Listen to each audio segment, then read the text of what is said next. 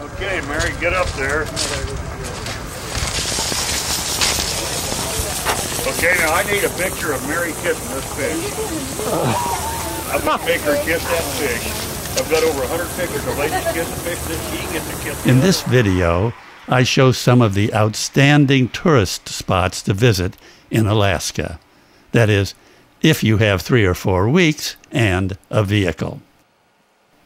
The first thing you need to know is that Alaska is big. It is huge. In fact, it is twice as large as the state of Texas. You could put 2 Texases inside Alaska. So, in a month's time, you can't see it all. I used a camper to explore the area around Denali, Homer, and Valdez. Probably the premier tourist attraction in Alaska is Denali National Park. Most people arrive in Denali by train, often as part of a cruise ship trip to Alaska. Shuttle buses take tourists out into the park, where they view wildlife such as caribou, sometimes up close.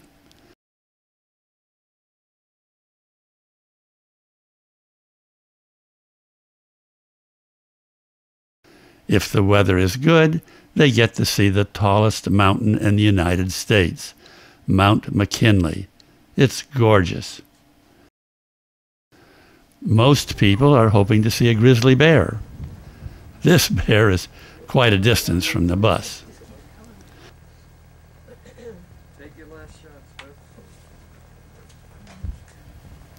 If you'd like to know more about the week I spent in Denali, write the words Franklin Clay Films, Alaska in the YouTube search box. One of the great things about the national parks in the United States is that rangers give educational presentations. Here, the ranger prepares to demonstrate how sled dogs work. If you want to hear more about this demonstration, you can put the words Franklin Clay Films, Alaska in the YouTube search box.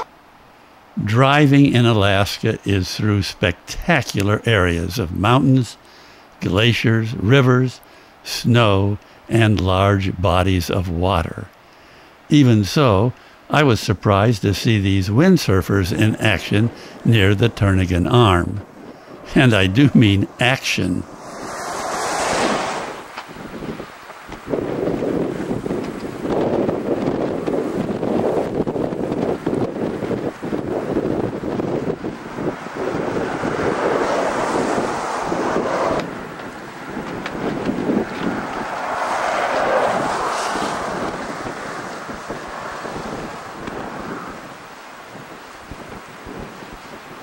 As you drive, you want to scan for wildlife.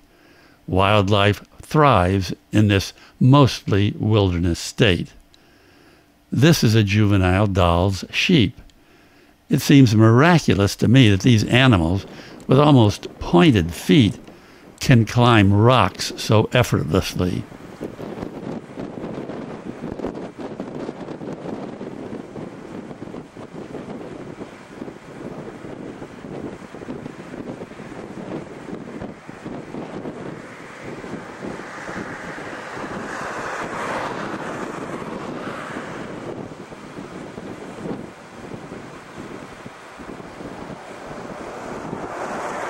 And this was the first time I ever saw a porcupine.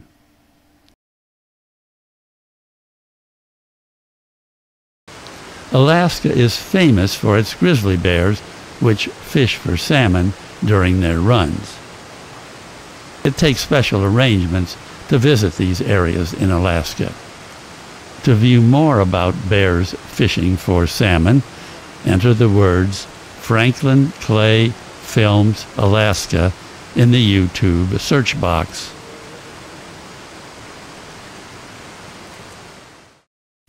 Another attraction in Alaska is its glaciers, and you're going to see a lot of glaciers when you visit Alaska. The Portage Glacier is very popular, and It has an architecturally interesting visitors center and museum.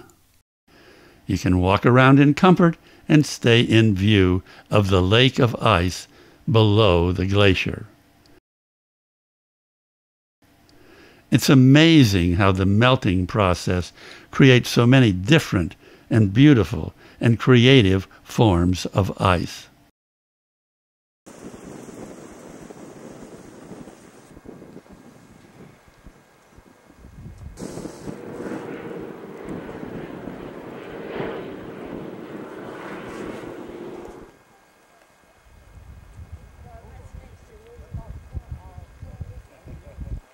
I had not known this, but there are actual worms that live in glacier ice.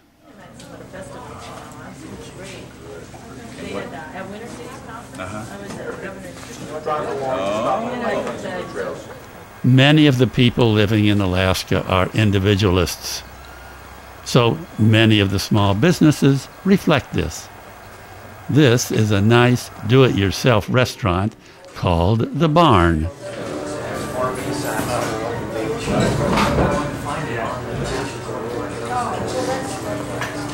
Fishing is a big deal in Alaska. When the salmon run on the Russian River, fly fishermen stand almost side by side.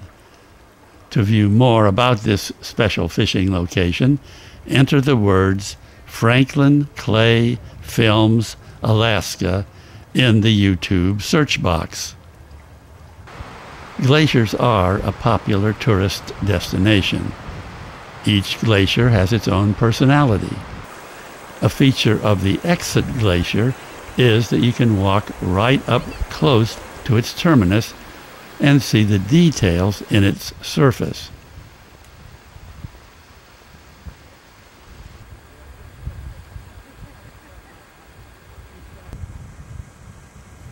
Now, there's a lot of water stored in glaciers, and in the summer months, some parts of the ice are melting.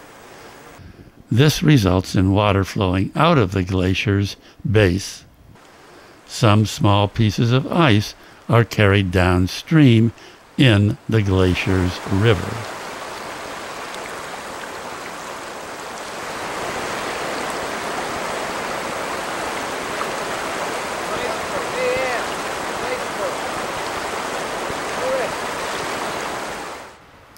This glacier has been receding, exposing its terminal moraine. A rather rare kind of fishing is practiced on the Copper River when the salmon are running. It's called dip net fishing. You put your net into the river and wait for the fish to swim into it. Only residents of Alaska are allowed to do this, and many often catch their limit. If you want to see more about dip net fishing, put the words Franklin Clay Films Alaska into the YouTube search box. Local tour companies offer all kinds of adventure vacations and expeditions in Alaska. They offer remote fishing trips, mountain climbing, skiing, hunting, float trips in the far north, hiking trips. This company offers a seagoing kayak experience. Sometimes their customers have to be taught how to enter, seal themselves in, and pedal the kayak.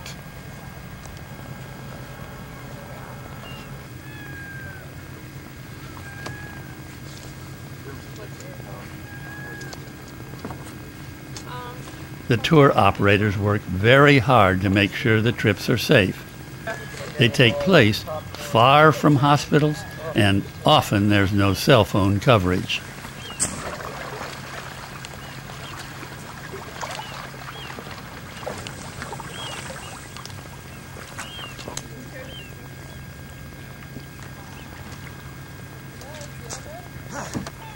Beach areas often have interesting activity.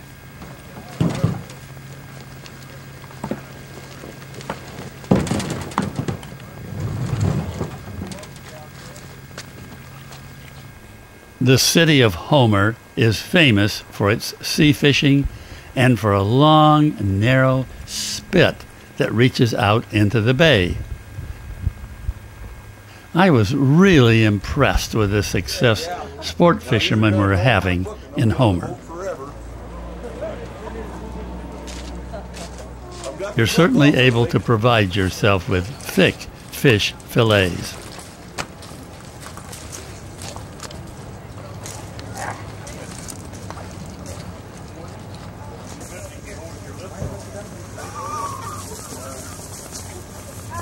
The big fish that were being hoisted up for photographs seem to be everywhere at the end of the day. See your face.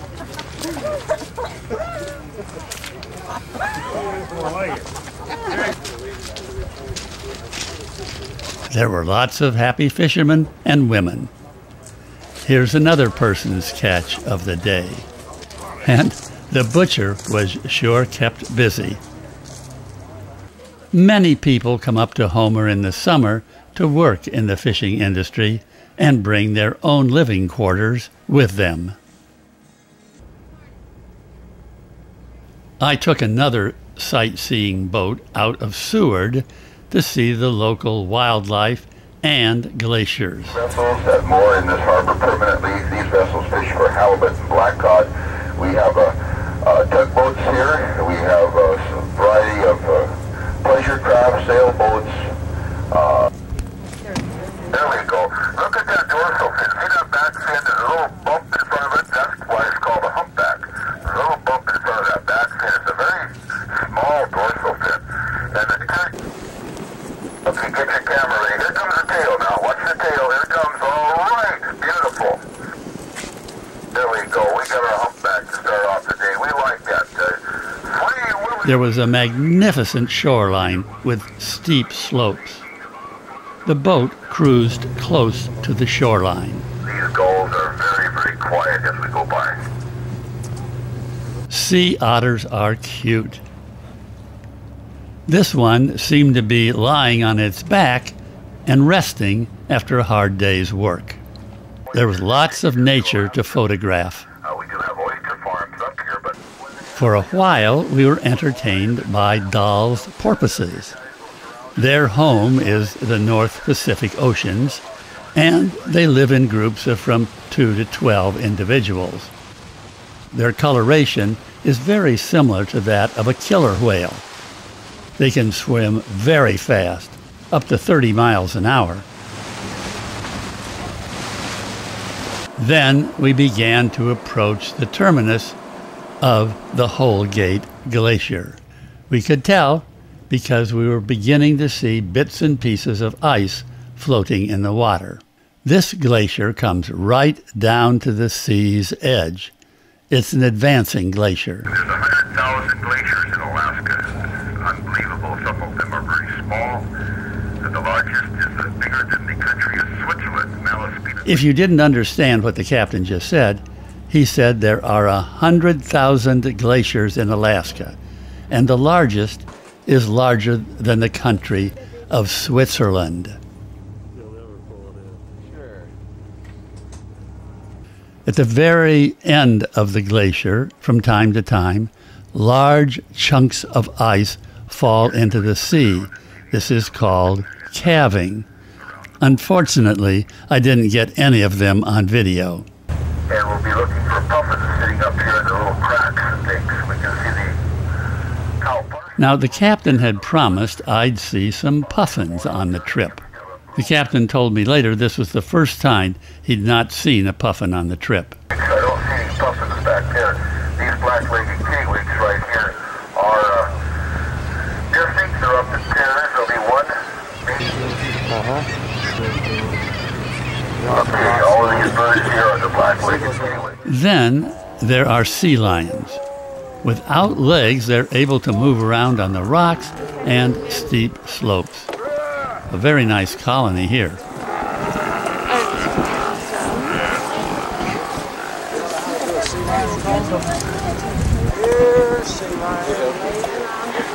At the end of the 7-hour trip, we headed back to the harbor at Seward. And right there, when we got back in the marina, was a bald eagle sitting there waiting for us to admire. In July, the spring flowers were blooming, and I traveled on through classic Alaska landscape. I found flowers in bloom at the base of the Worthington Glacier.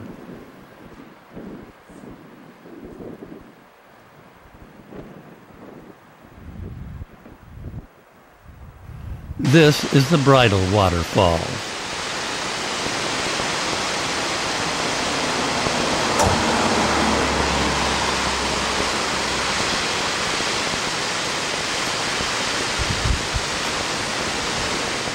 The waterfall falls into a river which is popular for floating.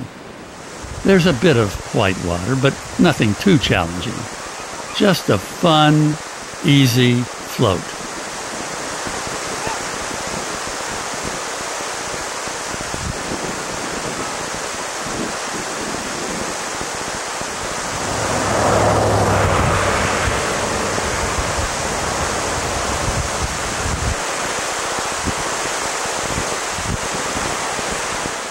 The Alaska town of Valdez is sometimes called Little Switzerland.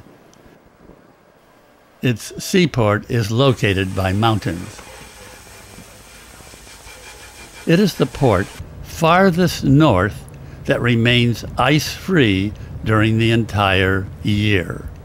So it was the entry point for miners during the gold rush and then later when copper was discovered in Alaska. These days, it's also home to some great sport fishing. Well, at least it wasn't a shooter, a big one.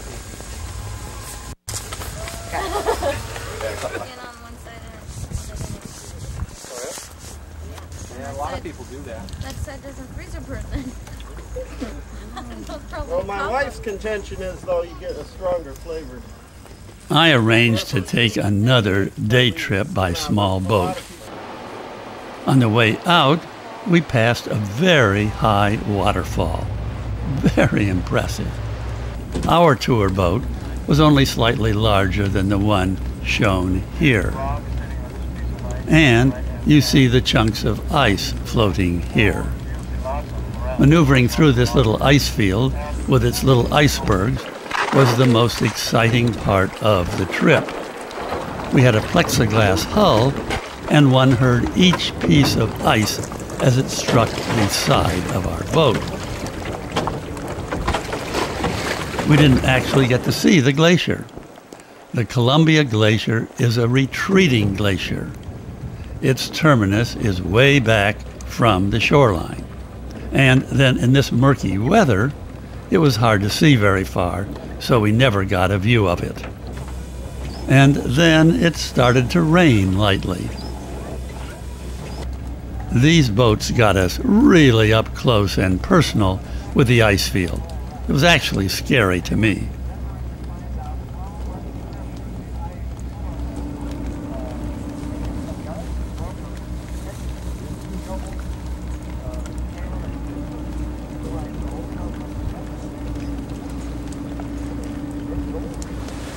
On the way back, we saw a cruise ship. So we were a bit unlucky with the weather today. Although we did see another sea otter on the way back, it looked like it too was enjoying a rest after a hard day's work.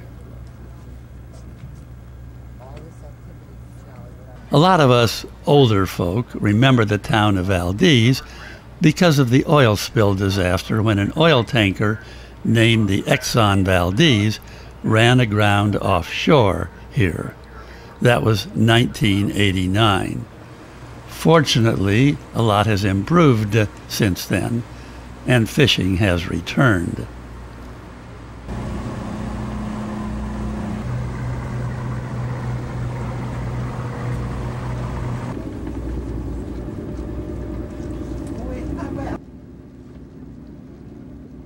A lot of people come up here to Alaska in the summer to work. They get a very good wage, and many of them bring temporary housing with them. you see RVs everywhere.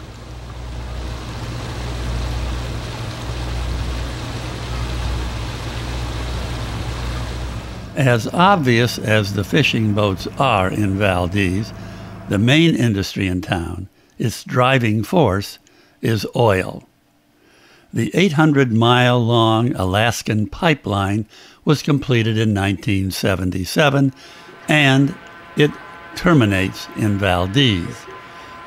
So Valdez is where the tankers are loaded with the oil, shipped to their destination by sea.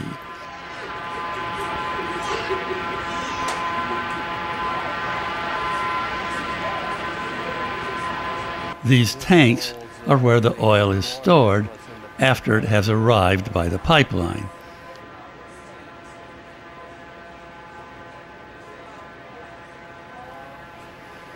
Valdez was destroyed in 1964 by a record-setting earthquake. It was the second largest earthquake ever recorded in the world.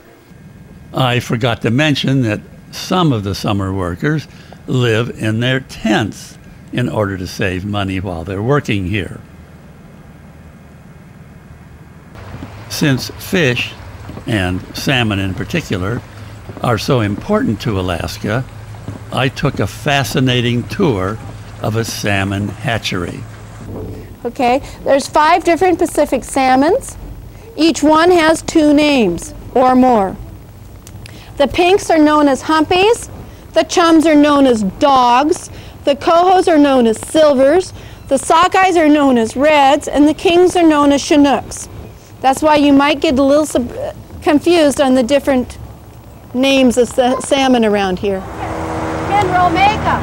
That mineral makeup is what they home in on. They smell or taste that water and come back to it. That's why you see all these fish right here swimming around, because they smell the water of home. They come in at high tide, smell the water, and then try to swim upstream to spawn. It's called a plankton count. When the plankton is in full bloom, we will let the fish out. They eat the plankton for about 2 months while they're in Port Valdez, work their way out to the Gulf of Alaska, down to Kodiak, and back again the following July. That's the migration pattern of our fish. The fish are raised here at the hatchery and then let out to sea when they're large enough. The fish are grown very scientifically. There are different growing bins. The fish are fed.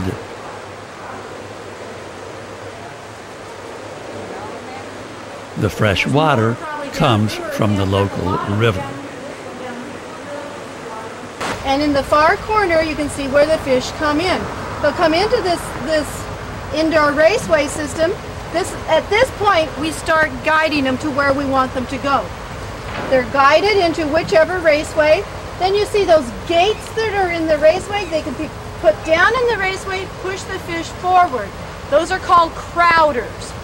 That's the only time we actually force the fish to go anywhere. Some of the salmon, before they are released from the hatchery, are embedded with a coded magnetic chip. Okay, we anesthetize them with an animal tranquilizer, MS-222. We scoop them up with our fingers and clip the tail off, that adipose off. Then we put a magnetic coated wire in their nose. That magnetic coated wire tells us what hatchery they came from, what batch they came from, when they were released, and all that sort of thing. That's how we know that we have an average of a 4% return on our pinks and an 8% on our cohos. During the incubation process, we have a 98% fertilization rate with our 3-to-1 ratio. We have a 95% survival rate in eggs, and then we have a 4% return. One of the advantages of having your own home with you is that when you drive to interesting remote locations, you can stay overnight. But make sure you have good tire tread. Some of these roads are pretty rough.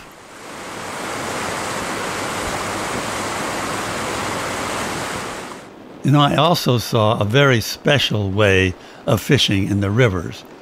It involves a paddle wheel-like contraption. The river's flow moves the paddle, which has a net built into it. Fish that swim into the net are lifted by the net and then dumped out at the apex, and they slide down a chute into a container. This kind of mechanized fishing is outlawed for everyone but native Alaskans.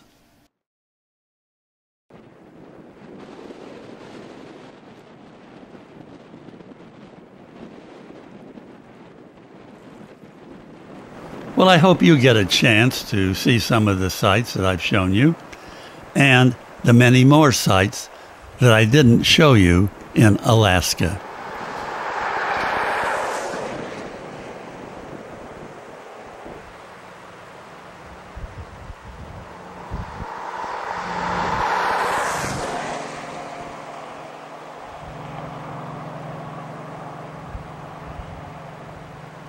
Next stop.